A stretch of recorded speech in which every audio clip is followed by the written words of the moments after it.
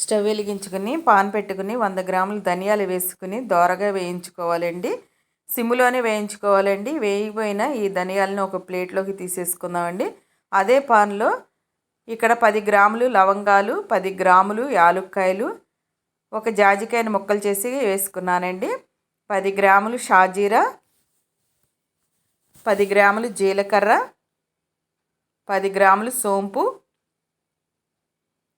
కొద్దిగా బిర్యానీ ఆకు, 5-6 అనాస పువ్వులు వేసి ఒకసారి వేయించుకుందామండి. ఇప్పుడు 10 గ్రాములు దాల్చిన చెక్క కూడా వేసి బాగా వేయించుకోవాలండి. వేగినవన్నిటిని కూడా ఈ ధనియాల్లో వేసేసుకుని చల్లారిన తర్వాత మిక్సీ పట్టేసుకుంటున్నానండి. మూత పెట్టేసి మెత్తగా గ్రైండ్ చేసుకోవాలండి.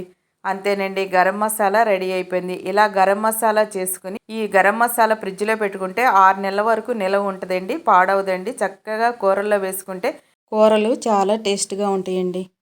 అంతేనండి, గుమగుమలాడిపోయే గరం మసాలా రెడీ.